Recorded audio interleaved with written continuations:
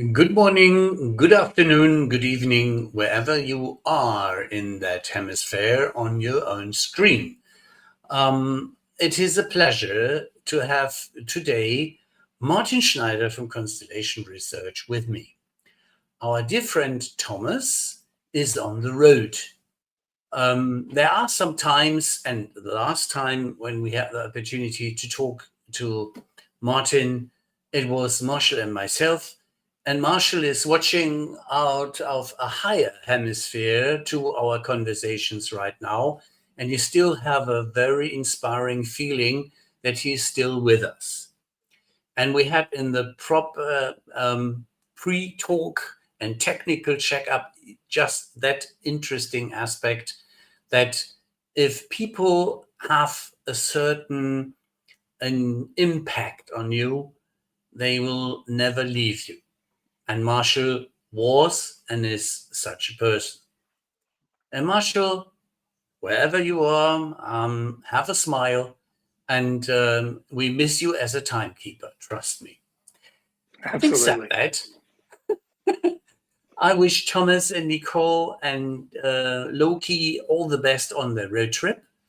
And just to go a bit into the more formal stuff, I'm happy if you share your comments and if you engage in the conversation via LinkedIn, Facebook, one of our 6 channels, or YouTube, and we get you into, let's say, our conversation setup and we share your comments.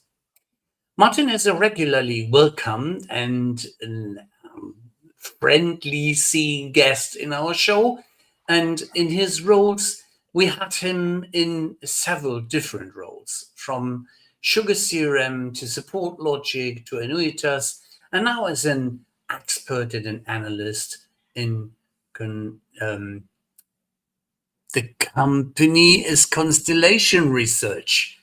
And it's just that last episode we had Martin here when he just switched the jobs and joined Constellation Research.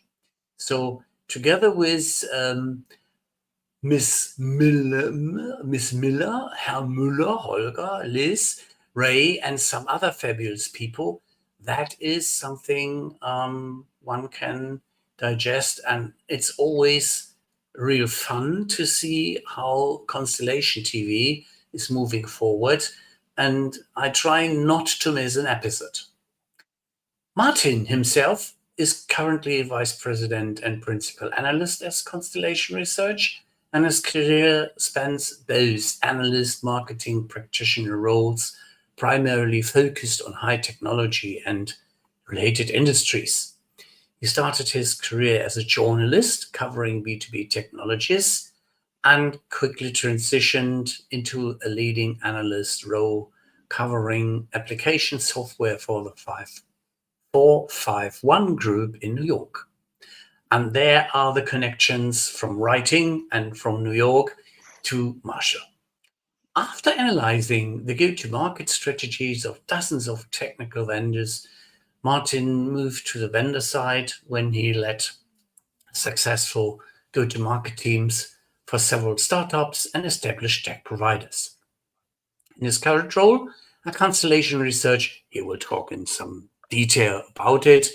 Martin does produce research, analysts around modern go-to-market and growth marketing strategies for a broad set of B2B professionals. He advises on the impact of AI in growth operations, CRM, Salesforce automation, and customer success technologies.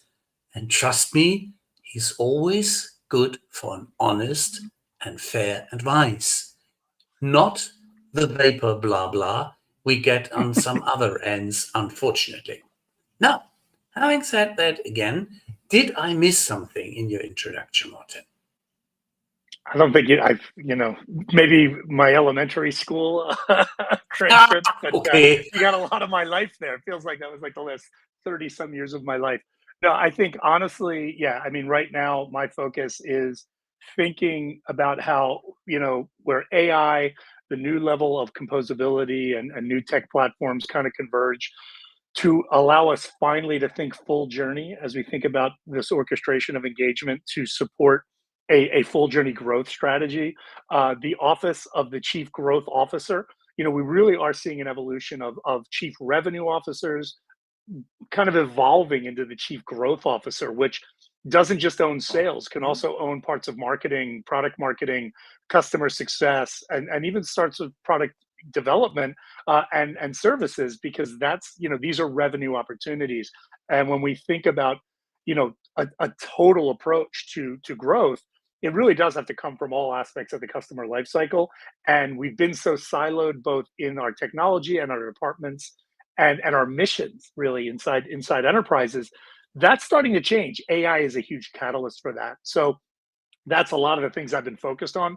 I know Mhm. I just kind of said a lot of stuff, but that's because there's a lot going on and it's a really exciting time. And it's been an exciting time for me over the last year or so that I've been at Constellation to really dig into this with the access with vendors that I didn't have working at a single vendor and things like that. So it's been a lot of fun. So it's been a great past year for me, really diving into this and putting out some really great research, working with a lot of great vendors, working with a lot of great end users. If I don't know if I can share the link, but I'll put it in the comments on the replay of this. But I'm actually doing a growth leaders survey right now to really find Yeah. out how people are thinking about all this, where it comes to AI, where it comes to just the macro and micro that are affecting how we can tackle growth from a holistic manner. So a lot of really cool stuff going on right now. So it's been a fun year since we last talked, should I say, Ralph? Yeah, that's cool message, and that is good to know. And I would like to jump in a bit onto the CRM landscape. The CRM landscape Yeah. and CX, the difference between is moving and floating. How do you define the current state of CRM and CX in 2025? What are the evolving or just rebranding old ideas? Do we put um, new wine in our caskets, or what is actually CRM CXM for you? And what is your recent definition of CX and a good CX solution?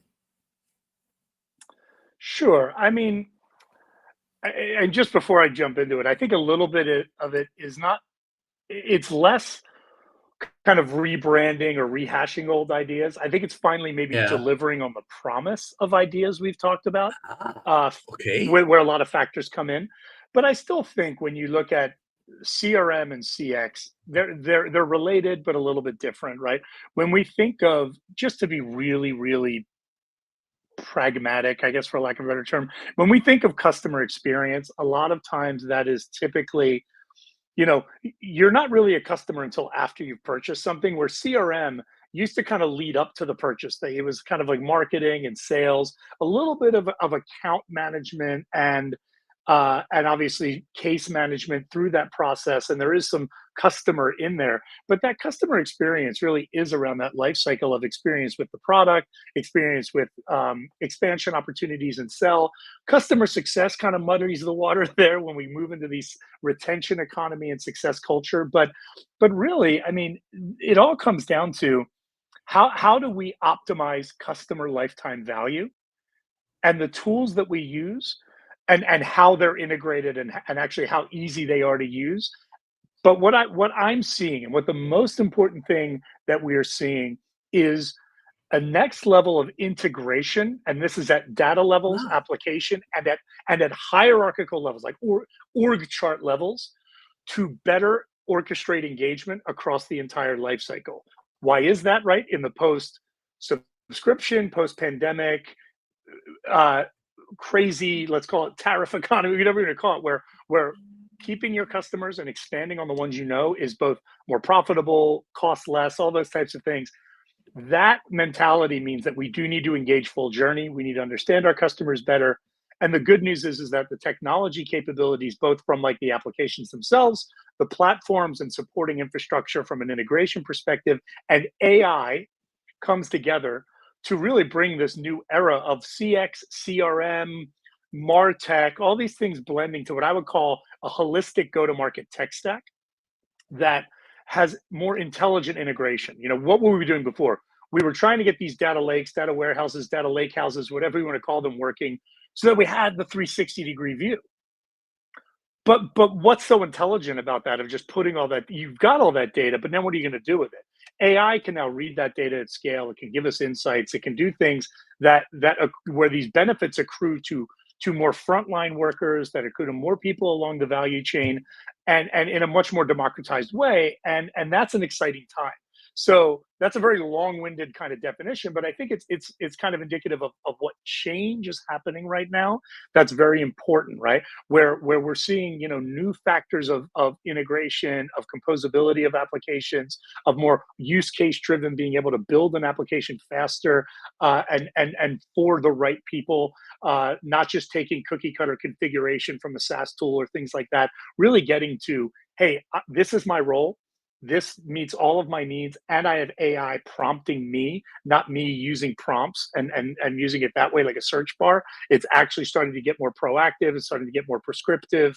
The agentic workflows, all these things are starting to break down silos in ways we've talked about for 3 decades. We're actually finally starting to do that, and that's what's exciting. So the CRM world, the CX world, pretty static up until kind of the pandemic, right? The pandemic really started to kick in this new era of CX, when we started to go contactless, when we started to go more virtual, remote workers, things like that. We needed new technology to manage that. And I think that kind of kicked off this new level. And then AI kind of started taking over.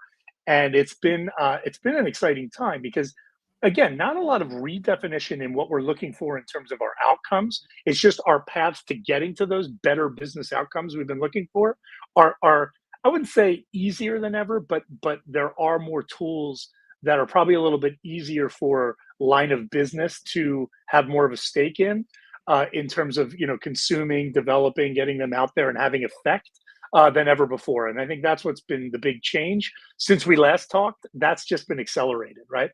Since we last Yeah. talked, the Agent Force wasn't announced, right? And now they're in the third version of it, right?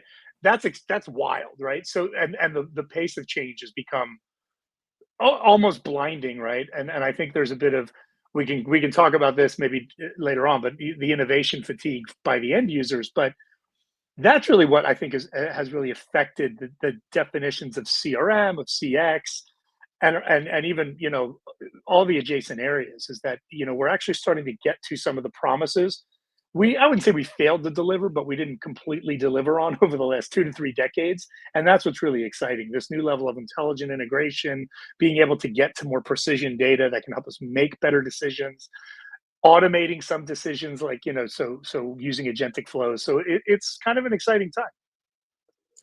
I would like to go into the one of the conglomerated 5 questions in one, such as, what is your impression? Who is delivering these days a good CX solution? Which make or brand is very much to your liking? And if you are consulting and advising organizations which are not yet supplied or on the move to go for an even better solution, what are your thoughts? What they should look for? Yeah, I think, look, there's a lot of providers out there doing interesting things. Of course, Salesforce is making a lot of Mhm. noise around Agent Force. ServiceNow is doing some really interesting things around both agentic AI, moving more into CRM from that more kind of CX, customer support side of Yeah. things. Even from a CX provider, there's companies like Five Nines and Freshworks, and there's people doing interesting things. But I think the important thing for the end user organizations, the people implementing these, need to realize is no one vendor is going to do it all for you, right? Yeah. And you need to think about this again holistically, and start mapping your Mhm. processes and looking at this and say, where is that, like, who covers what? Because there are going to be these kind of interlocks and these exchanges, especially when we start to think about agents and beyond generative AI, right? And because the agents are going to have to be multi-agent, they're going to have to be multi-platform, and the orchestration of that may get managed by somebody. So you have to kind of start to analyze and look at it and say, hey, um, you know, who are we working with now? Do they have the type of tools to orchestrate, you know, across different platforms. You know, when you look at the Hmm. orchestrator that ServiceNow puts out, I think control panel, I forget what the exact control tower. I forget what Salesforce calls it. Microsoft is building one as well. So you kind of start to look at these foundational elements that handle a lot of your core kind of processes, and then you can start to look at some of the smaller point products that you have and look at those as, well, these are going to connect to these, right? So you really start to build this, like I said, that holistic go to market tech stack. It's going to be multi-vendor, it's going to be multi-platform. You know, Hmm. there's companies like ServiceNow that want to be like the one platform to rule them all, but I don't think that's going to happen anytime soon, right?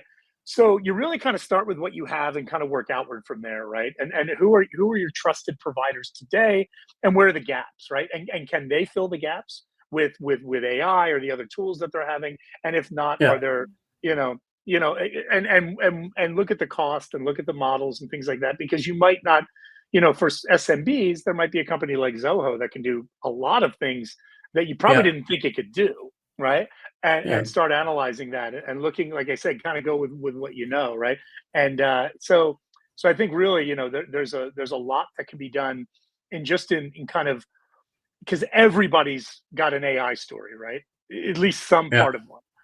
And if you're using vendor X, look at what their story is and then work outward from there. Figure out where the gaps are, right? What is your take on what's recently happening with SAP? Where are they in that large orchestra of possibilities, of chance, opportunities, and technology stack? Yeah, I mean, it's one of those things where, SAP's got an incredibly solid business for a lot of reasons, right? One of them is just Yeah. ERP. No one wants to rip it out, right?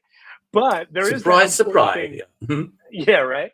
But which gives you longevity, and I would say SAP's pace of innovation has been behind some of the other providers, but I think that's because they don't need to be as crazy fast, right? Because people no, because people look at it as, this is a book of business, and do we really want to mess with this right now, right? Yeah. But that said, there's an incredible opportunity for SAP, because just like when you look at ServiceNow moving kind of more forward into the front office, into sales, order management, and things like that, CRM, because they have that really good like customer information in the back because of Hmm. delivery and service and that kind of stuff, and ITIL and ITSM. Um, SAP's got all that really great customer information that can then be brought forward and to be leveraging AI and agentic flows that can be possibly even more reliable and have those precision moments that like a CRM that's just sales automation might not have. So when you're working kind of like front office to back office and trying to do that, and you want to be the sole kind of, not the sole provider, but you want to own a lot of it, like an SFA product, far more difficult to do from a precision data perspective than when you're the ERP moving forward. And that's, because when you even look at like Microsoft, it's kind of an interesting thing because they've got all this really cool AI and all these, they're getting more into agentic and multi-agent and all that, but their ERP stuff is really kind of mid-market focused. And it's like, well, you're such this Yeah. big enterprise product everywhere else. It's like, well, how are you going to rectify that? Big partnerships with SAP could kind of solve that. You know what I mean? So SAP's got a really Mm. interesting opportunity, both from an ecosystem perspective, from its own perspective. There's Joule and other things being kind of like these connecting rods to really good data that these companies already have, to then power AI initiatives that will be more effective and efficient because the data is better. Because it's that dirty secret. So many CRM deployments have terrible data in them, and you're Surprise. yeah, right.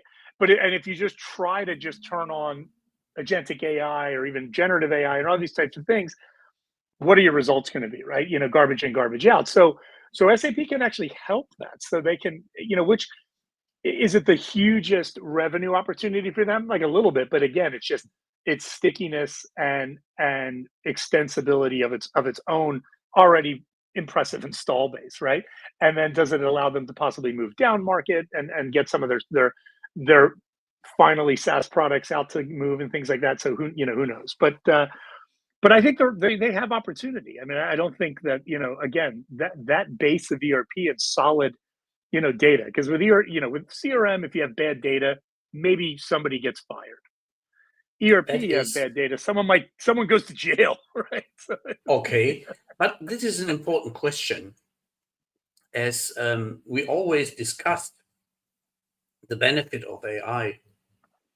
And to a certain extent, nobody, definitely nobody, was using AI to clean up the mess in the data storage and get clean data in, or get it refined in a way that you could even utilize to your advantage in the organization the data you have collected in a far better and smarter way. Having said that, I was wondering if the purchasing of Databricks and Informatica on each of these vendor sites was a step in that direction, or have you seen behind the scenes some information that they are even going further on, and also other vendors are going in that direction to clean up the mess? and look, everybody is, right? I mean, that's the point, right? I mean, when you look at Informatica, when you look at Databricks, when you think about the the issues with CRM, it's there's a lot of data in those systems, and then some of it can be easily salvaged by matching it to the right information that you may have, but Yeah. then third parties. So when you look at Salesforce, for example, the triangulation of their core clouds, Data Cloud, and then Informatica and MuleSoft to kind of bring it all together is really smart, right? It makes a lot of sense, right? And then Okay. being able to then, but also then highly used, highly unstructured data from Slack, pulling that in and then leveraging that through Informatica to normalize it and append it to the right things in much more usable ways faster, right? And that's the kind of thing. It's not just the precision data that you need. It's volume and velocity, right? So it's you need a Okay. good amount of data, and you need to quickly get that data in a way that AI can make sense of it. Because if you're just throwing it in a data warehouse, batching it, then it's like, okay, you could get some insights, but how valuable are they now, right? To make decisions in the flow Yeah. of operations. And that's where you start to see that's that next phase that you're kind of talking about and hinting at, right? Is getting to like, well, now we have these ETL tools that are kind of legacy. Informatica has been around forever, right? And Databricks is been around for a while, right? These type of tools, once you kind of supercharge them with AI, and then against the UI of like where people live in the Hmm. business desktop of CRM, other CX tools, call center, all that kind of stuff. Once you bring that together and you're pulling that data, and you can start to push insights to where people kind of work and live, whatever you want to call it, that's the new thing, right? Because that's we haven't really been doing that. There's been some demos and there's been some cute, Yeah. stories, but that's where we need to get to. That's the promise that we can finally deliver Cool. on, and I think that's where we're going. And is this only for the big guys, or do we have also in the small office, home office arena, SMBs, providers which are going for that direction?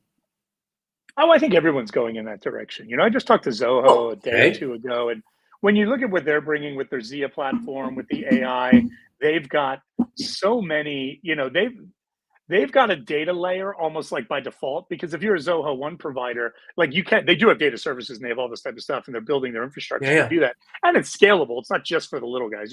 It scales up fairly well. It, When you think it, about it, you know you can do a lot of things there that provide that data analysis and bring that down to the user level, right? And they've got tools that I think enable a smaller business to possibly even be more almost to leapfrog what the enterprises are doing, because it's hard to it's kind of hard to make the Titanic make a left, but if you're a smaller ship, you're much more nimble. Talking to because then you can tanker integrate. to speedboat is my picture Yeah, for that. Yeah. exactly, right. And being able to say, okay, well, I can better integrate billing with my contracts and my other, and then against the CRM and against the marketing tools and the surveys tool, so I can get this health score, but I can also bring Zia in and have these insights around, Hmm. what I've obligated people, what I'm doing, and then, customer success capabilities that, because now I'm getting this full view and it's all in that single data platform because they, if you're Zoho One, really fascinating where a small business at a really low price, total cost of ownership is actually doing some really cool things. So what's really been cool about this phase, this era, this kind of new, innovation time that we're seeing in CRM and CX is it's democratized where it wasn't before, right? And that's what's really cool is Fantastic. this AI is really bringing it down to affordability and accessibility. That's even more important, right? Accessibility for people who don't have a big IT team. They might not have an IT team, right?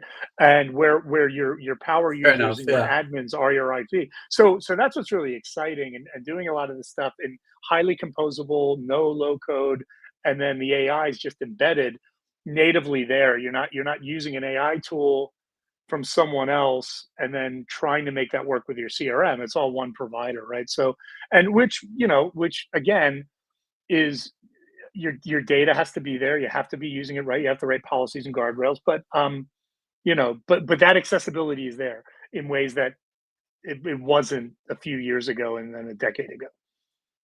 I would like to go into one question, which is steering me up day by day in more or less the same direction that people expect miracles not only from AI, where they definitely expect miracles, but are on the other side the most common misconceptions businesses still have about CRM and CXM. What is your take on that one?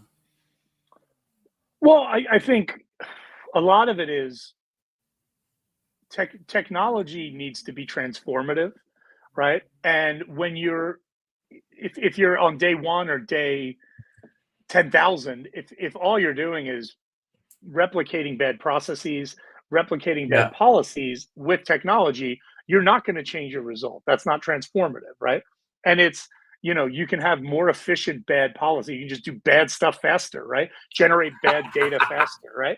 And I yeah, think that's and that's been persistent, right? Because again, there's a lot of people. I think one of the misconceptions is we need to deploy this. mm, So it's kind of like a what, not a why or a how, right? And or maybe the how is like misconstrued where it's like, well, we just buy it and we configure our users and then there we go. And I think that's one of the biggest misconceptions is that you need to do process mapping, you need to do business case, you need to do bingo. interviewing and do understand your champions, understand what wasn't working before, where are your inefficiencies, because for two reasons. One is you do want better business outcomes, but the other thing is the initiative itself needs to be communicated as this is going to make your work life better, right? And that often doesn't happen, right?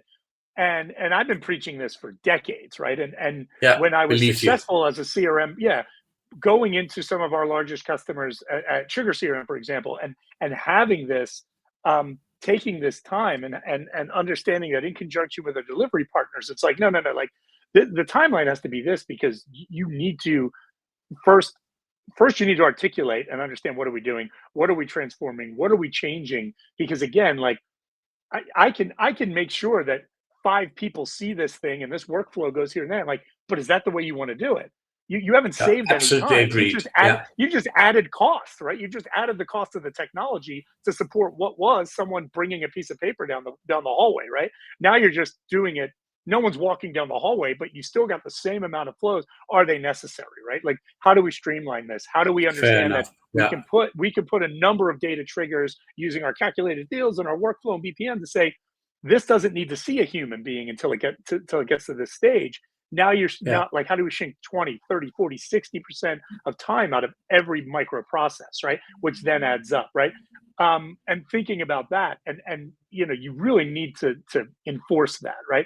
And I think the problem of SaaS, the problem of even this AI stuff is it gets super that accessibility I just talked about, blessing and a curse, because now yeah, line of business people can capture absolutely. this and start using it. They can replicate bad processes and generate bad data, Yeah, and that becomes almost viral, right? So that's something you need to be careful about, and that's why the wild westness of AI yeah, against CRM can yeah, be a detriment because it creates It creates negative muscle memory, distaste, that kind of thing. Once bitten, Yeah. twice shy kind of thing.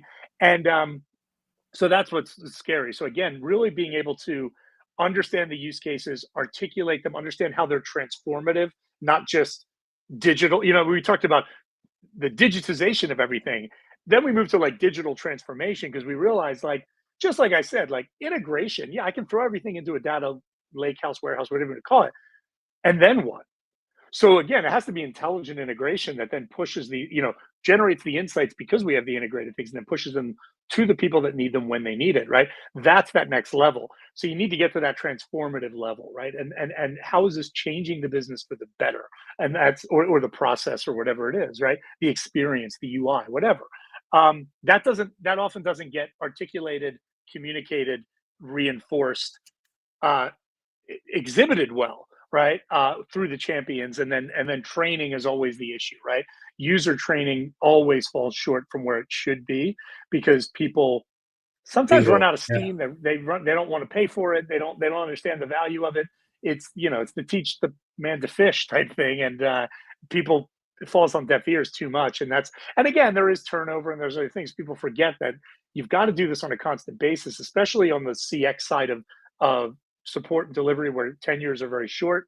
You got to make sure people are in there, because then if they can use the products, sometimes tenures, people who are good with the technology can be more productive, use that technology to provide a better service experience. For example, it's like they Yeah. actually get better. It's like proven they get better reactions by the customers, which actually helps their morale, and they stick around longer. So when they see it as an indispensable tool rather than something I have to use, that changes everything, right? And there we go for the moment when you have a sip of water that I can place my next question. As we had the short pre-briefing discussion that a shitty process digitalized or with more speed or with some added agentic power keeps a shitty process and will not get a proper process, such as data needs to be cleaned. We have the observation that a lot of that AI buzz is missing a business value. You said it in your words. Everybody is thinking about, I have the fear of missing out. I have to put it into place. This is in the old days, it was shelfware. You had it in your shelf, but you didn't use it. So if you buy it and not properly utilize it, and this comes in with the people, such as enable people to utilize it smart, then you will see a benefit. So AI is everywhere in the marketing buzz, but what is the real thing and what is just hype? What is, as you made already some suggestions and observations, can we dig in a bit more in depth where you see some standing out examples where AI has truly transformed a customer experience, for instance? Sure. I mean, look, one of the things that I will say, because you mentioned the word shelfware, is one of the crazy things about AI is Yeah. it's less shelfware. It's more like it's almost the opposite, right? Where people are using it more than we know. It's almost the exact opposite, right? Where we bought this thing and no one's using it. It's we didn't even buy it and people are using it, and that's a problem, right? So before I get Yeah. into the other things, I mean that's a problem. It's so accessible that there there are so many instances where marketing teams are using it and the CMO has no idea. Oh, this is a beautiful drip campaign. Well, and it only took you 40 minutes to put it together. It's like, yeah, it's because AI did that. Is it going to be effective? Who knows? Because we didn't, we're not using our own guardrails and we're not actually using it. We're cutting and pasting things out of ChatGPT and putting it in. So we're using, public LLMs that may or may not, and putting customer data and mixing it possible. So that's a whole thing, right? So, but I will say, there's some really interesting, use cases, and I'll try not to mention too many proper names because and vendors, but some are there, right? Mhm. Microsoft Copilot and the agents that they're creating, doing really cool things. Because again, there are a lot of Microsoft products and their ability using their relationship with OpenAI and some of their strong workflow. to do things like, you look at Schneider Electric. I'm not just mentioning them because of the common Of name, the name. but yeah. But when you think about, I mean, and I'll use them as a kind of example of let's say companies with complex both products, but also complex returns and issue resolution. Because when you think about, if you buy some highly configured multi-component object X, right?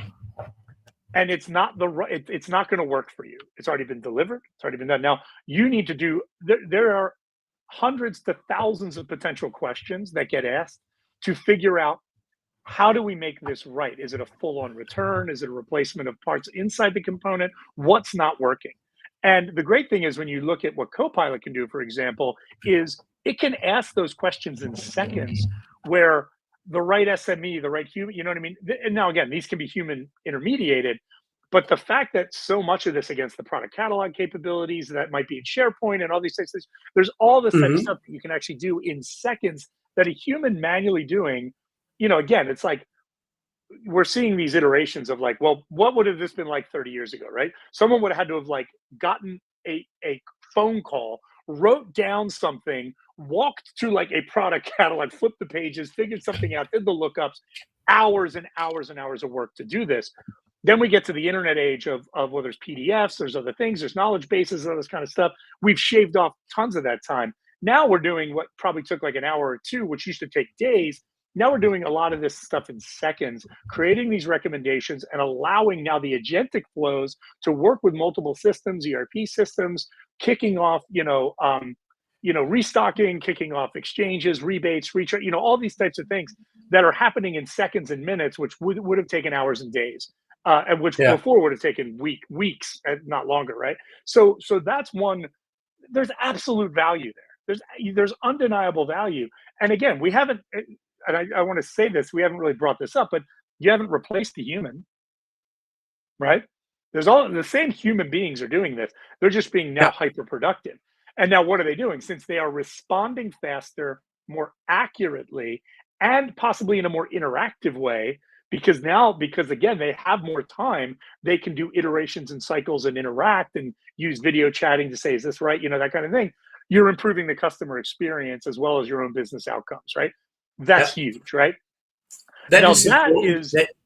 We have to go and dig a bit more into depth into not kicking the humans. It is not. It is empowering instead of getting them on the work market again. You're supercharging them. Yeah, supercharging is a fantastic word to get in the positive AI speed process modus. The human in the loop gets enabled to do a lot more things in less time. That is one of the supercharge effects. Also, it gets us inspirations, and it is easier to benchmark and do some more in-depth research faster on a dedicated topic. Nicole France, which we had in one of the earlier conversations, has now other ideas to do business in a coffee shop, a hotel, and planning a restaurant. And she said there was a very interesting observation. In former times in my business roles, I had a team I could co-work with.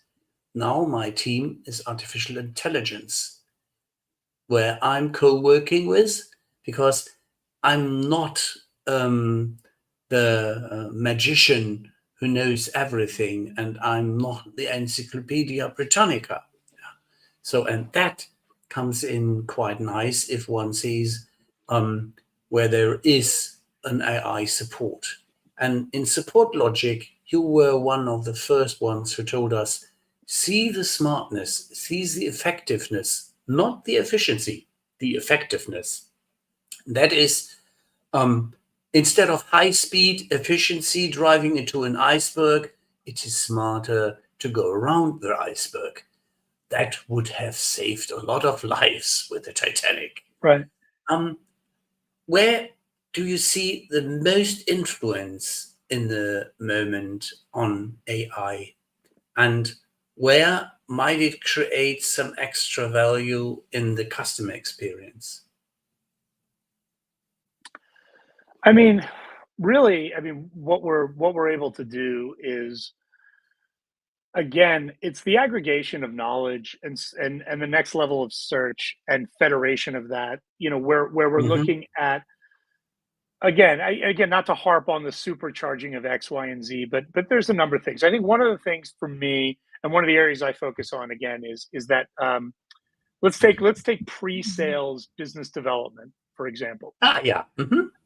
And one of the, and again, this has been around for a while, right? When from an AI perspective, but virtual agents that can do things that humans can't, right? Where Yeah. if and again, this is one that accrues both to large businesses who are multinational and global, and then small businesses who need to act or operate globally, but only have like 10 people, right? Because what we're seeing is this really ability. The internet kind of created the ability for people to kind of go global, but you still had a lot of limitations in like how you interacted with your customers.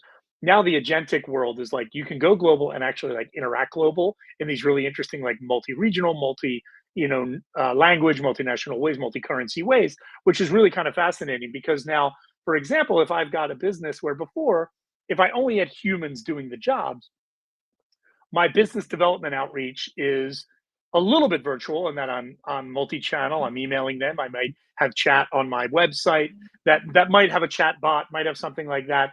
But and so I can take a chat anytime. But how escalated could that have gotten a few years ago, right? To the point where if they do want to talk to a human, you hit a wall, right? If it's a certain time of day, given that I'm 9 people in Omaha, Nebraska, right? But now with the virtual agents and the ability, because now I can respond to any email, I can send out emails, I can chat, I can text, WhatsApp, I can do all those things and have incredibly in-depth conversations that not only go back and forth, but actually find, send, and iterate on content, right?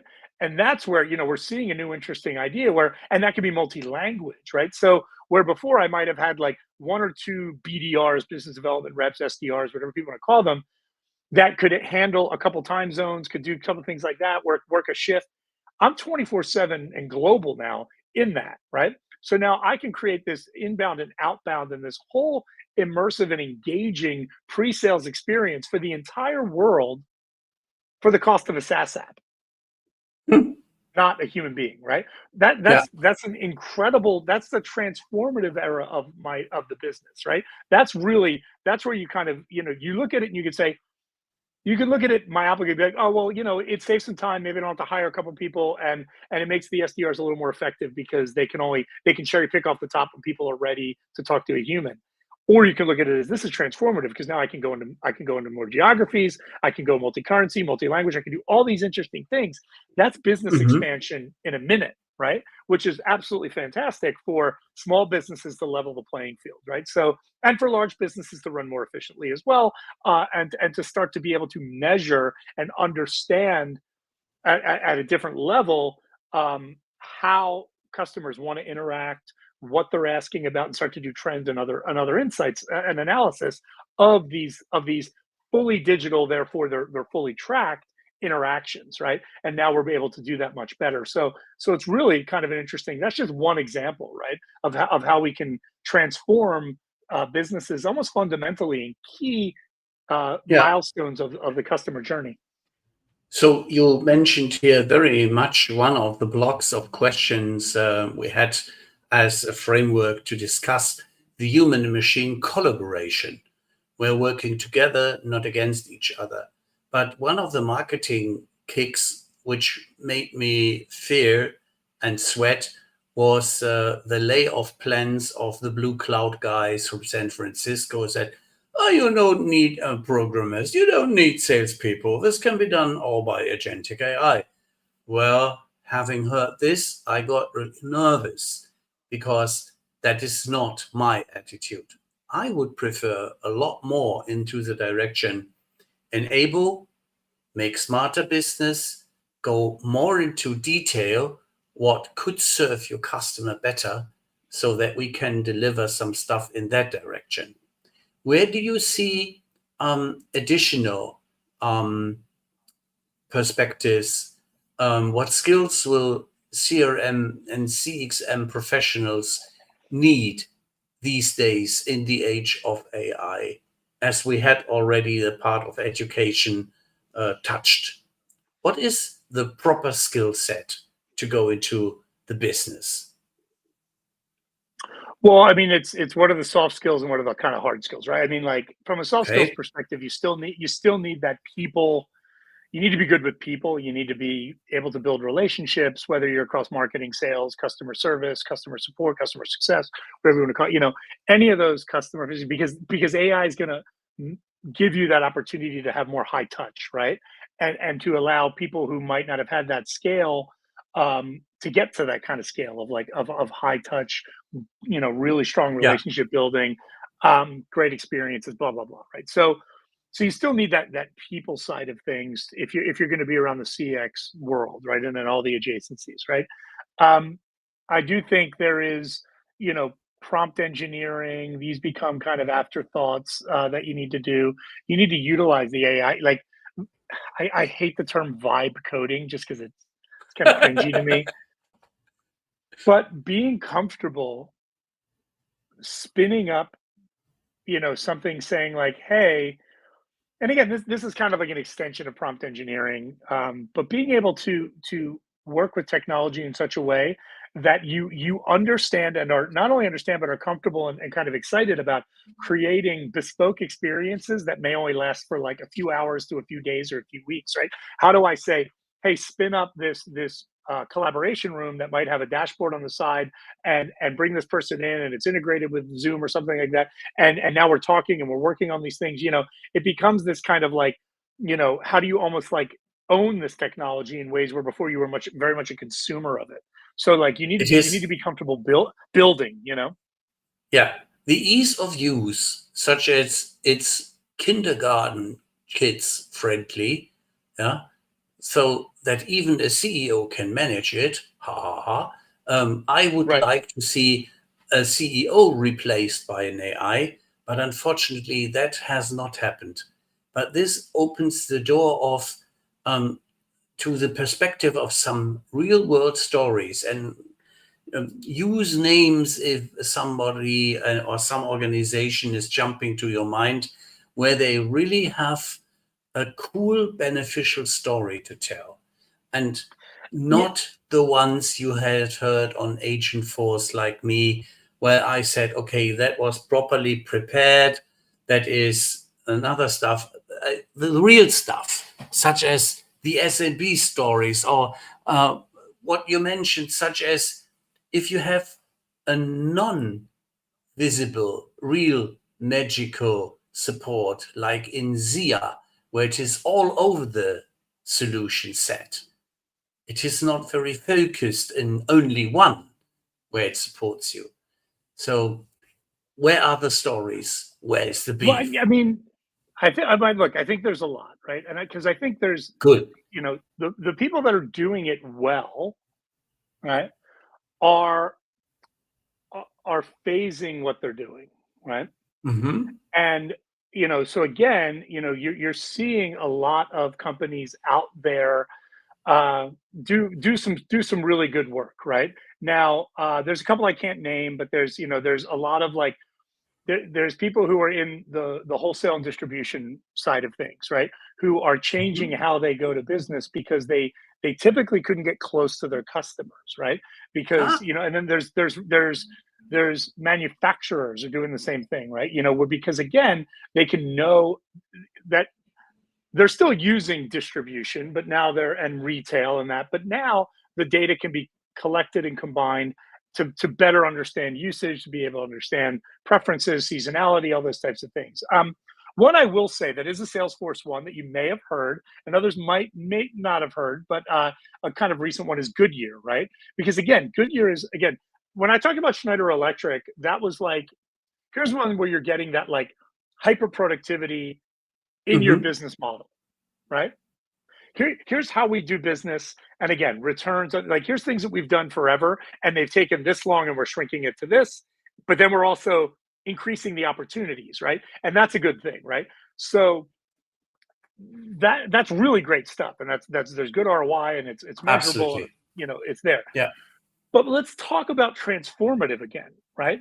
When you think of like Goodyear, right? Tire producer, rubber company, all that type Yeah. of thing is very, very manufacturing, divorced from the end customer, a lot of distribution channels, a lot of that type of, we will get this information far later. We don't actually talk to our customers because that's not really how it's worked forever because of these silos and this disintermediation of the value chain and all that. Agent Force and some other tools are now enabling them to kind of become this B2B, divorced from the downstream customer, to a more B2C operations model. And that's transformative, right? So being able to now go beyond just the efficiency of AI to a whole transformative data model where your business model, where you're taking data and saying, okay, now I can know every single person that uses my tires, understand when they bought, what did they buy, so what's the life cycle of that, because I Hmm. don't necessarily know or trust or understand what the incentive and profit margin of the the tire place that they bought that from. But if I can go and say, here's a manufacturer's coupon because you are, you know, Hmm. 30,000 miles on these tires, you should replace them for safety. Here's buy 3 tires, get the fourth one free. Do that Yeah. direct, take that to anywhere, and we will, We fund it. we will Yeah. honor it. That is different. You know what I mean? Because before it's like, okay, you can go Yeah. to the distributor and say, here's this coupon, but it's like, are they actually going to go and then market that out? And they going to do that effectively? Are there people that sit at the front desk who are just above minimum wage workers actually going to communicate that effectively and care about that upsell? Are they incentivized? No. But if Goodyear can do that directly, and then they can also create loyalty Cool. programs, do other things. Now, because again, most people think of tires as like, how often do I buy tires? But when you think about it, it's like, oh, this person got like an understanding. Did they buy a new car? Did they do all these things? And trying to create these interactive things where you Yeah. again create these customers for life, increase customer lifetime value in ways that was just a blind spot for them, right? That's a big transformative opportunity for their business to actually start to think of the customer as an individual and not just as like this amorphous thing that is numbers coming back from their distribution and retail channels, right? So that's a really good story. Now, again, the ROI and all that kind of stuff, we're not into that yet because, again, it's a Salesforce story and Agent Force is barely a year old, right? So we're not going to see Yeah. these huge things, but the potential is there. And the Okay. mindset to do that is there. And that's a big deal. And that's a really good example. That was, a lot of the Agent Force stuff. I was like, okay. And when I saw that one, I was like, you know what?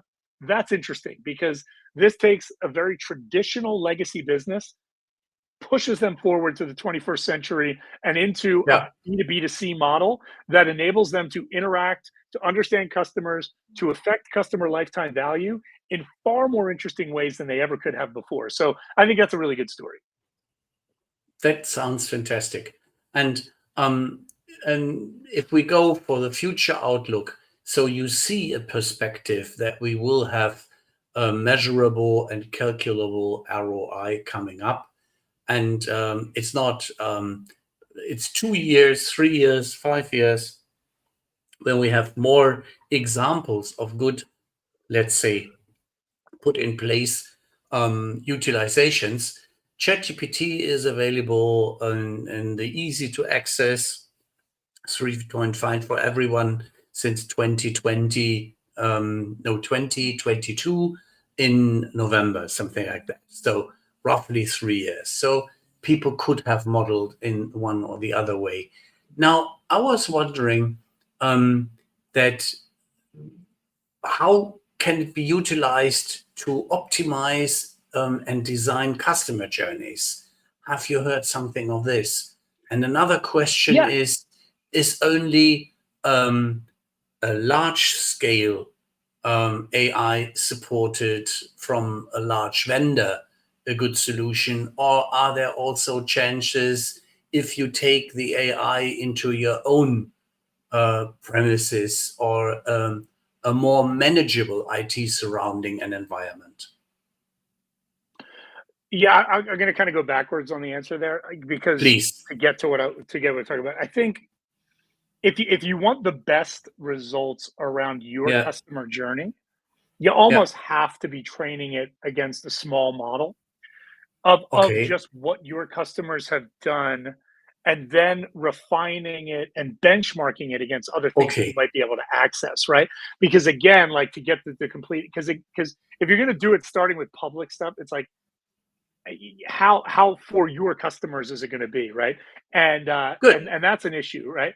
But what you can absolutely start to analyze and understand the customer journey, because again, everything is traceable, and you can start to upload into your, what you're trying to train it against, every digital touch point, every email, everything that's ever happened, and all the CRM data, all the closed data, and the ERP data. And that's why it's good to have this closed, you know, because of data privacy and other issues. Yeah.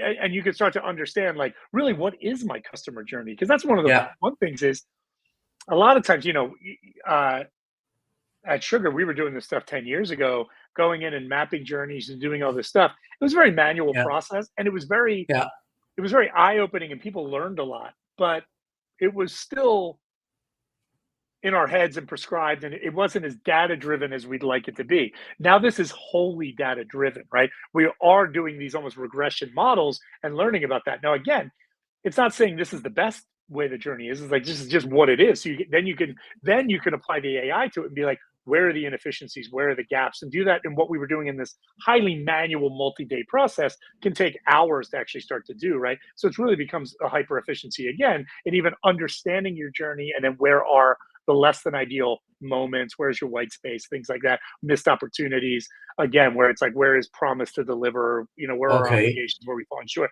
So you can do that, and you could almost create these maps. And then you could say the really cool thing is with some of the tools, I know Microsoft has it in its data assistant. You could say, create a Yeah. visualization for this for me, and you can actually start to see the map, and you can start to say, like, okay, well, now analyze, time between stages Yeah. against, what we've prescribed as our journey. Does this even make sense? Like, where what's too long, what's too short, this kind of thing. Very few people say going in stages from a CRM perspective too short, but you never know, right? Because sometimes you do want people to take time to learn. If it's on like, hey, our onboarding process is too short, and that's why we're losing adoption, and our retention numbers aren't happening, right? So there's a lot of different insights that you could get, and visualizations that you could create around the customer journey that was either impossible or incredibly manual and time consuming before.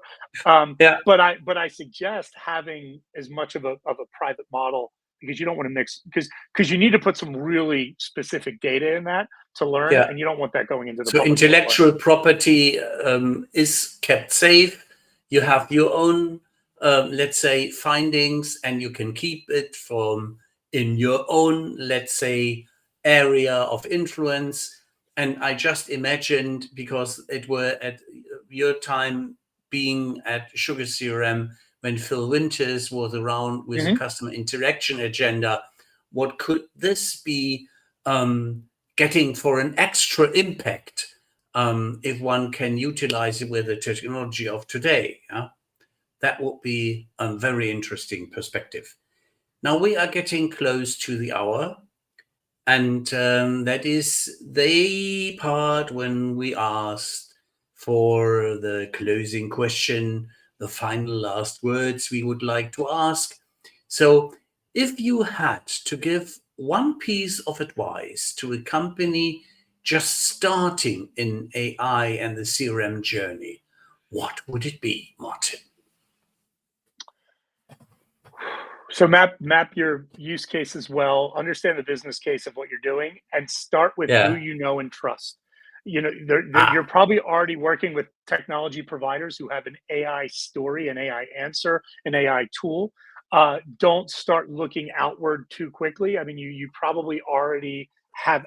I would say you have access to, in terms of, you probably have to pay for it, so to speak. But you're probably already working with people that have some solution to some of those core sales, marketing, customer success use cases.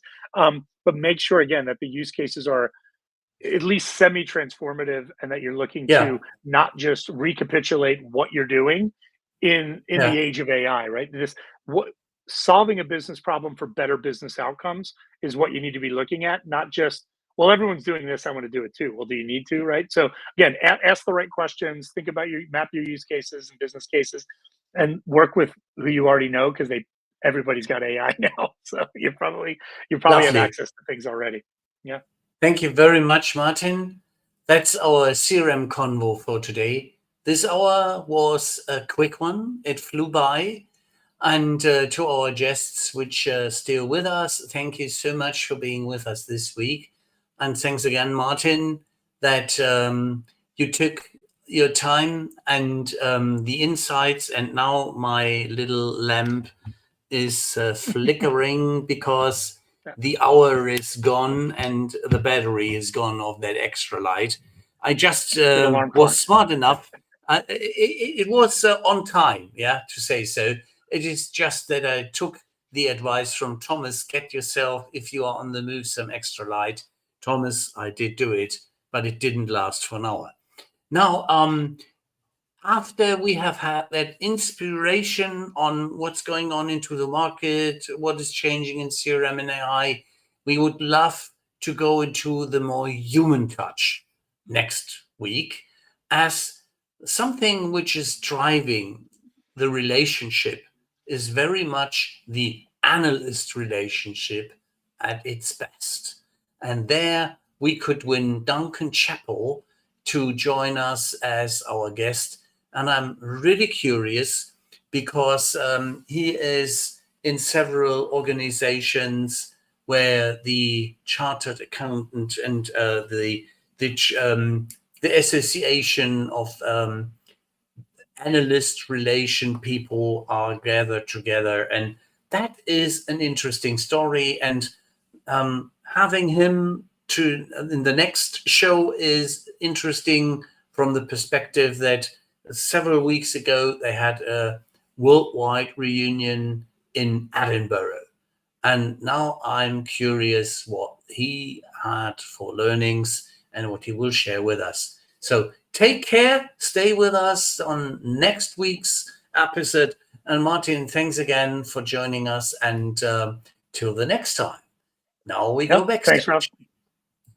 See you guys.